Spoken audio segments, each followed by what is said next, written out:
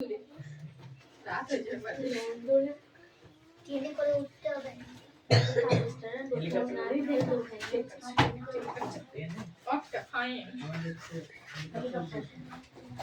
দাও বই দাও। এই মিঠি স্ট্যান্ড আপ বলো। চন্দ্রমাস কাকে বলে?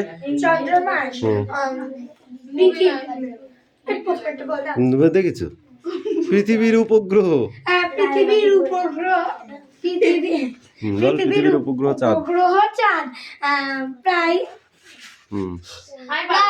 27.5 দিনে প্রদক্ষিণ করে। এই সময়টাকে এক চন্দ্রমাস বলা হয়। সাধারণত কত দিনে এক মাস হয়? সাধারণত কত দিনে এক মাস হয়?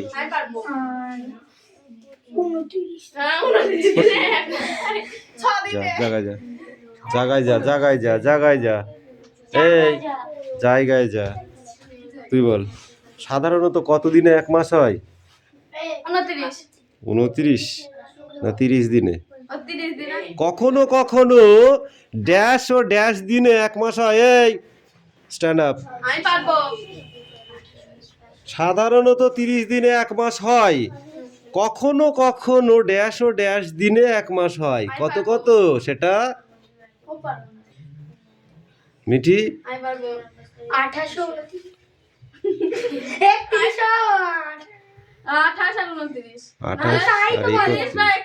31 দিন, আবার 28 দিনও।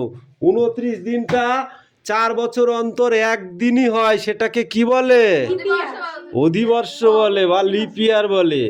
অধিবর্ষ বা লিপ ইয়ার কেন বলে মিঠি? কারণ ওই জুলাই মাসে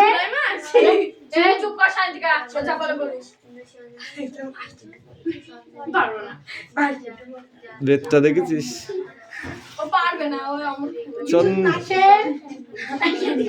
তুই বল।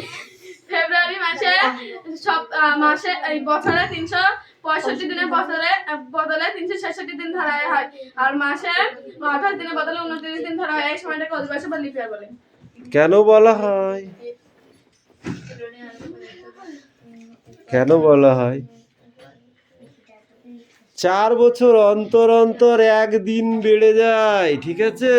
365 দিন 46 মিনিট 64 সেকেন্ডে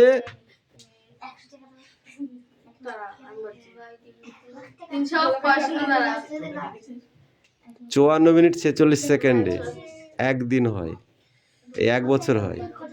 তাই ওইটাকে 4 দিয়ে ভাগ করলে কি হয়? একটা দিন অর্থাৎ 24 ঘন্টা বেড়ে যায়। তাই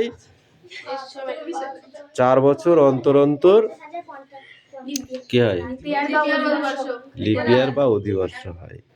আচ্ছা, লিপ ইয়ার বা অধিবর্ষ আমরা কি করে বুঝবো? এ চাঁদনি, এই পড়া ধরে চার ওর সাথে কি লিপ ইয়ার বা অধিবর্ষ আমরা কিভাবে বুঝবো? এই বছরটা যে লিপ ইয়ার, ঠিক আছে, সেই লিপ ইয়ার বছর আমরা কি করে বুঝবো? এটা কত সাল? 2026। 2026 সালটা কি লিপ ইয়ার? 4 দিয়ে ভাগ করে দেখো। 4 4 16, 4 5 20, 4 6 24, 4 7 28। না, লিপ ইয়ার আসছে না। 4 দিয়ে ভাগ করে যে সালকে ভাগ করা যাবে, যে সালকে 4 দিয়ে ভাগ করা যাবে অথচ ভাগশেষ থাকবে না, তাকে বলা হয় অধিবর্ষ বা লিপ ইয়ার। ক্লিয়ার? পড়াটা হয়েছে? ঘড়ির কাঁটা কোন দিক থেকে কোন দিকে চলে?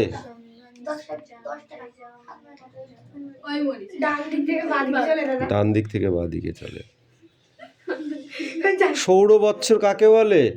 সৌর বৎসর পৃথিবী সূর্যকে 365 দিনে প্রদক্ষিণ করে। প্রদক্ষিণ করে। এই সময়টাকে বলা হয় সৌর বৎসর।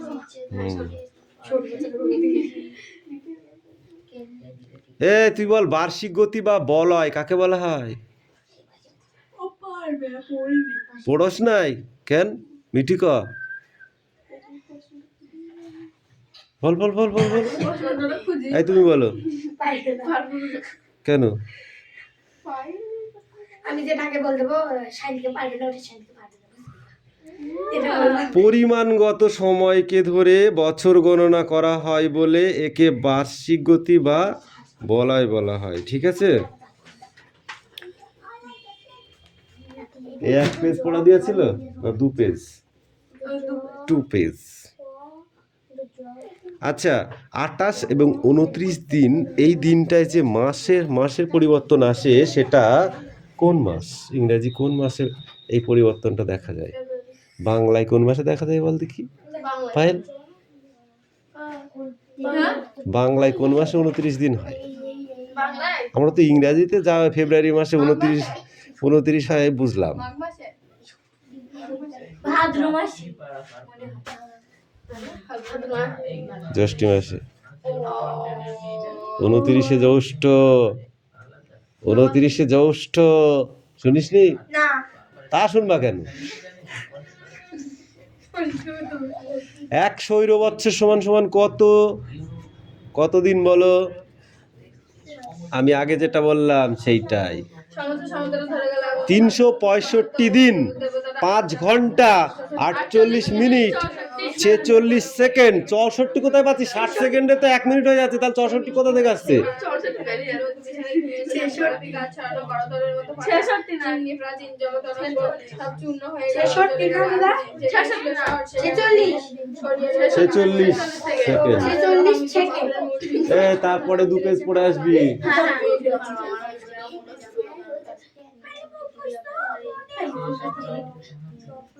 ওগুলো পড়া হয়ে গেছে Sit down, sit down, sit down.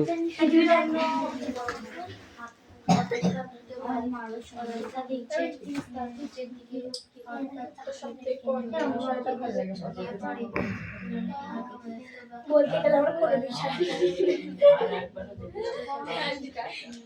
তোমার তো সব কটাই মোটামুটি এই পোড়া একটা সেন্ট পাচ্ছিস?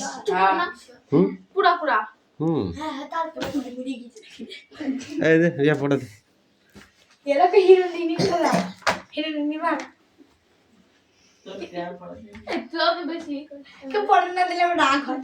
হ্যাঁ তুই তো দিতেছিস ভূগোল পড়াটা না, অন্তকেন্দ্রমণ্ডল বল। আমরা দুটো দিয়েছি আর পিছ করে নিয়ে চারিদিকে রয়েছে আমার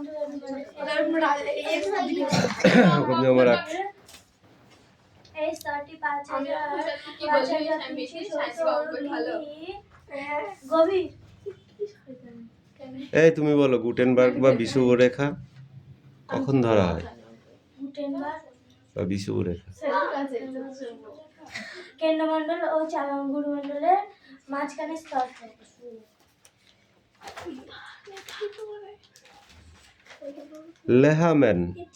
লেহম্যান বিষুবরেখা কাকে বলে বল দেখি? যে পারে লেহম্যান বিষুবরেখা কেন্দ্রমণ্ডল ও গুরুমণ্ডল ও অবৈত গুরুমণ্ডল ও অন্তর্গুরুমণ্ডলের মাঝখানে স্তরটি হলো পৃথিবীর অভ্যন্তরে বিভিন্ন স্তরের মধ্যে ঘনত্বের পার্থক্য লক্ষ্য করা যায় কেন? পৃথিবীর অভ্যন্তরে বিভিন্ন স্তরের মধ্যে ঘনত্বের পার্থক্য লক্ষ্য করা যায় কেন? ঘনত্বের পার্থক্য লক্ষ্য করা যায় কেন? কেন? বিভিন্ন পৃথিবীতে যে স্তর বিশিষ্টভাবে পৃথিবীর যে মাটি যে কেন্দ্রমণ্ডল থেকে প্রত্যেকটা স্তর বিশিষ্টভাবে গঠিত, তাই এর ঘনত্ব পার্থক্য আছে। ঠিক আছে, যেখানে একদম লাস্টে আছে সেটা খুব টাইট, তাই তো। তারপরে একটু কম এইভাবে আস্তে আস্তে যখন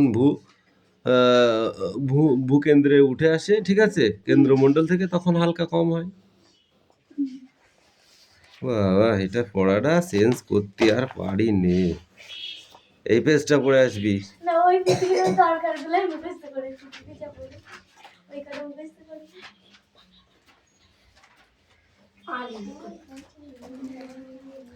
অস্থিত পৃথিবী ধরো।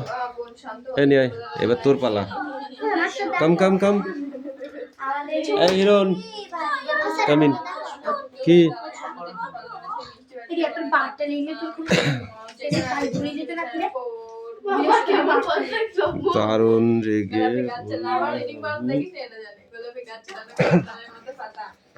দারুণ না দারুণ দারুণ রেগেই বললে দাদা দারুণ রেগেই বানান কই হয়নি এই বানানটাও হয়নি বললে দাদা করলি কি তুই খোকা খোকা বানান হয়েছে এটা দুবার লিখবো আকার কথা প্রজাপতি আঁকলি শুয়োপোকা পুজোর বানান কই কই পুজোর ছুটির কই আজও ছুটি হট এইটা হয়নি ভালো ধর এবার বাকিটা এটা ধর সেটাও এই দাও বই দাও চলে এদিকে ওইদিকে চলে এদিকে সমস্ত সমতলে ধরে গেল আগুন শান্ত হলুদ দেবতারা যারা ধ্যানে ডুবেছিল হাজার হাজার বছর ধরে তারা খসে উল্টে পড়লো মন্দির থেকে টুকরো টুকরো হয়ে তারা আর স্বপ্ন দেখতে পারলো না সেই মিষ্টি বাড়ি সেই মিষ্টি বাড়ি বারান্দা ঝুলন্ত বিছানায় আমি ঘুমিয়ে গোলাপি গাছ ছড়ানো করতলের মতো পাতা করতলের মতো পাতা চিমনি প্রাচীর জলতরঙ্গ কাছের জলতরঙ্গ আর সেই মেয়েটি আমার অপেক্ষায় হবে না সব চূর্ণ হয়ে গেল জ্বলে গেল আগুনে শেষ করতে চাই যেখানে ছিল শহর সেখানে ছড়িয়ে রইল কাঠ কয়লা মৃত পাথরের দম দাঁড়া লোহা মৃত পাথরের মূর্তির বিভৎস মাথা রক্তের একটা কালো দাগ আর সেই মেয়েটি আমার অপেক্ষায় তাহলে আমার অপেক্ষায় কে আছে সেই মেয়েটি বললে হবে না ঠিক আছে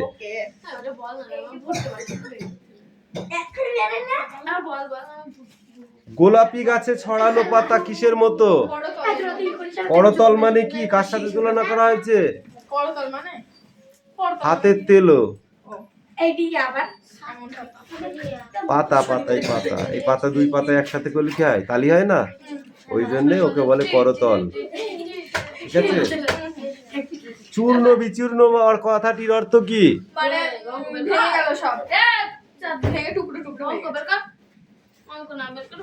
তিনটে পড়া হয়ে গেছে শান্ত হলো কারা দেবতা ভূগোল পরিবেশ টুকরো টুকরো হলো কি দেবতাদের মূর্তি পাথরের গুড দুইটা একটা দাও এবার এইটার কোশ্চেন গুলো পড়ে আসতে হবে ওই এটা দেখি কোশ্চেন শেষ হবে তারপর আবার নেক্সট পড়া ঠিক আছে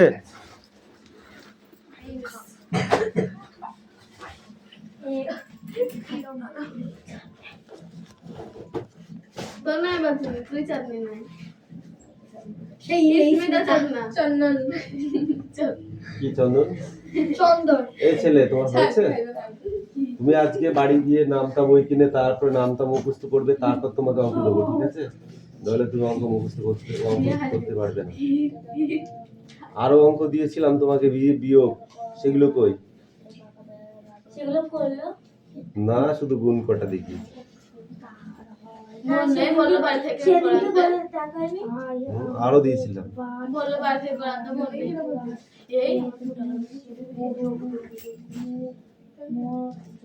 চয়ন পড়া হয়েছে ওর নামটাই বলতে পারে না এই রাজ চক্রবর্তী শুধু সিনেমা করলে হবে পড়াটাও দিতে হবে চক্রবর্তীর একমাত্র ভাই কিরে হাসিস না কেন তাই কা আমি হাঁচা পাশে বাদ মার দিয়ে দিয়েছি হাতে মার খেয়ে